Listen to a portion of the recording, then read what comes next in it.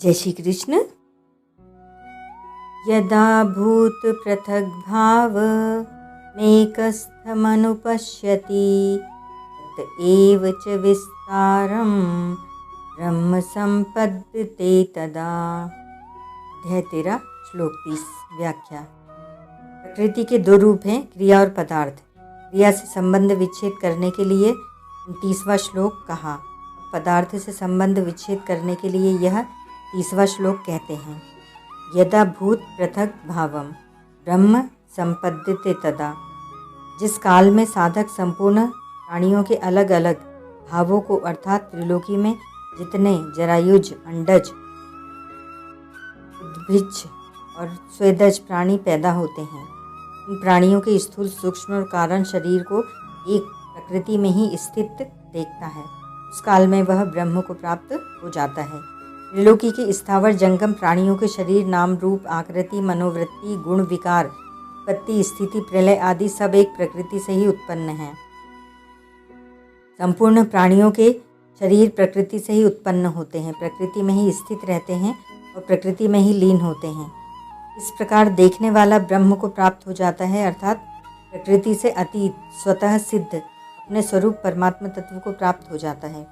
वास्तव में वह पहले से ही प्राप्त था, केवल प्रकृति जन्य पदार्थों के साथ अपना संबंध मानने से ही उसको अपने स्वरूप का अनुभव नहीं होता था। परंतु जब वह सबको प्रकृति में ही स्थित और प्रकृति से ही उत्पन्न देखता है, तब उसको अपने स्वतः सिद्ध स्वरूप का अनुभव हो जाता है। जैसे पृथ्वी से उत्पन्न होने वाले स्थावर जंगम जितने भी शरीर हैं तथा उन शरीरों में जो कुछ भी परिवर्तन होता है, रूपांतर होता है, क्रियाएं होती हैं, वे सब पृथ्वी पर ही होती हैं।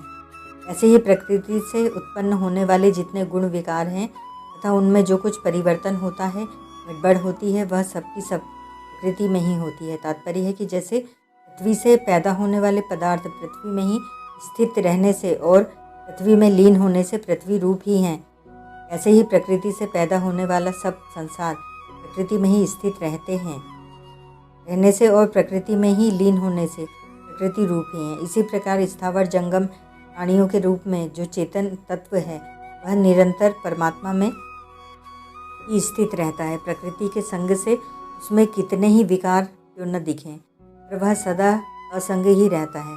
ऐसा स्पष्ट अनुभव हो जाने पर साधक ब्रह्म को प्राप्त हो जाता है। यह नियम है कि प्रकृति के साथ अपना संबंध मानने के कारण स्वार्थ बुद्धि, भोग बुद्धि, सुख बुद्धि आदि से प्राणियों को अलग अलग भाव से देखने पर राग द्वेष पैदा हो जाते हैं। राग होने पर उनमें गुण दिखाई देते हैं और द्वेष होने पर दोष दिखाई देते हैं। इस प्रकार दृष्टि के आगे राग द्वेष रूप पर्दा आ जाने से वास्तविकता का अनुभव नहीं होता। परंतु जब साधक अपने कहलाने वाले स्थूल, सूक्ष्म और कारण शरीर सहित संपूर्ण प्राणियों के शरीरों की उत्पत्ति, स्थिति और विनाश को प्रकृति में ही देखता है, तब अपने में उनका अभाव देखता है, तब उसकी दृष्टि के आगे से राग द्वेष रूप पर्दा हट जाता है और उसको स्वतः सिद्ध परमात्मा तत्व का अनुभव हो जाता है। विशिष्ट भाव। पूर्व श्लोक में व्यक्ति की बात और प्रस्तुत श्लोक में काल की बात आई है। भक्ति के प्रकरण में भगवान ने संपूर्ण भावों को अपने में बताया है। भवन्ति भावा भूतानाम मत्त एव पृथक विधाः 10:5। यहाँ ज्ञान के प्रकरण में संपूर्ण भावों को प्रकृति में बताया है। तात्पर्य है कि जहाँ सत्य असत्य का विभाग किया है, वहाँ सब भाव असत्य में कहे हैं, और जहाँ समग्र की बात कही है, वहाँ सब भाव अपने में कहे हैं। समग्र में सत्य असत्य सब कुछ परमात्मा ही है। सद सच्चा हम 9:19 ओम तत्सत।